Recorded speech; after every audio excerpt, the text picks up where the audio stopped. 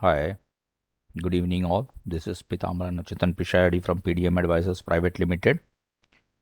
So if you see, this is USD INR daily chart, and you can see here that one super trend has started coming down. When the market is coming down, the super trend level is also coming down. Now it has three resistance at the top and three supports at the bottom.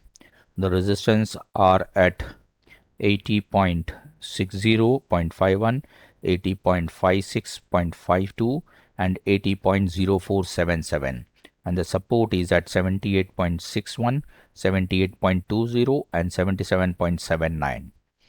So if those who are trading in futures, this is a good opportunity to start accumulating USD INR.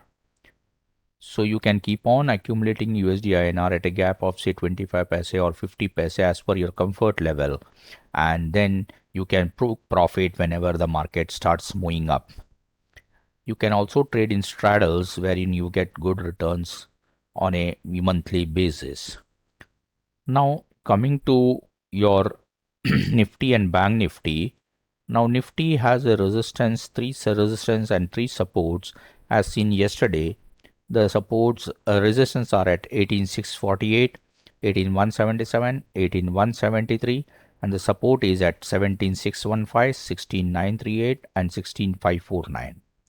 So if you see this graph, it is very clear that the script will move between 17615 and 18175. So this will be the range of Nifty for a few days. Now, if you come to Bank Nifty is trading above all the super trend levels. So it is always bullish in a bullish mode itself. So you can buy Bank Nifty or the Bank Nifty stocks whenever it is falling. Here now the super trend level has moved up to 39,643.95. The next support is at 37,965. The next support it is at 36,642. Then 35,558. 34,473 and 33,389.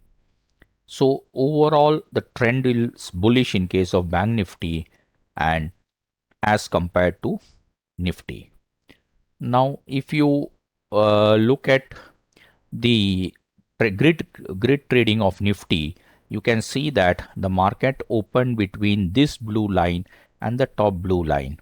It sustained for a few minutes above this line, and since it could not breach this 17,950 level, we would have shorted it when it reached 17,825.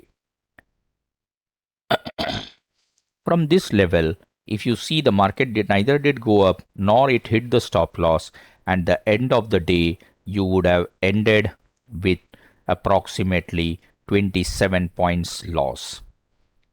You did not get any target today, but you would have ended up with a 27 rupees loss. Whereas if you look into Bank Nifty was a bit hesitant. It was trading between these two blue candles. Then it started moving up, but could not cross this blue line of 4675. Then started to fall. So this was a level where you would have sold Bank Nifty with a stop loss of 40675.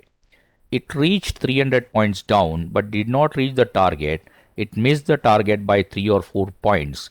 The low was 280 and our target was 275. So it missed the target by 5 points, and if you see at 3 o'clock, it closed at around 40,446. That also is giving us approximately 180 points return.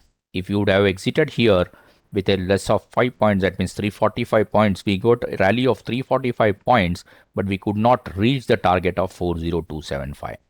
See, if you see here, it is exactly taking a support or a resistance at these lines itself. So it becomes very clear that we can follow these grid lines to trade in a perfect manner. So always try to trade Nifty and Bank Nifty using these grid lines, wherein this red line and the blue line is the midpoint of these two blue lines, and red line, dotted line, is the midpoint of these two lines. Since the target is 350, the midpoint is 175 points. So it becomes very clear that you can trade this range for a given period of time. I hope you will understand how to trade this using the grid lines and start trading in your trading account. But these are only purely intraday. There is no carry forward position. If you need to take a carry forward position, then we have to see from where the movement has happened in a day chart. Now, if you see here,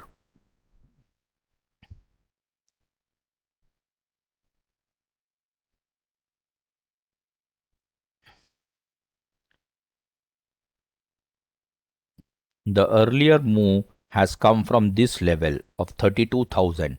From 32,000, the script has moved to 40,000. That is the reason why it is getting consolidated at this level. If you see that since it has made a low of 32,000 and from 32,000 the market went to 40,000, that is the reason why this consolidation is happening in Bank Nifty. Now, since all our super trend are below the candle, that is why the market is trying to move higher and higher.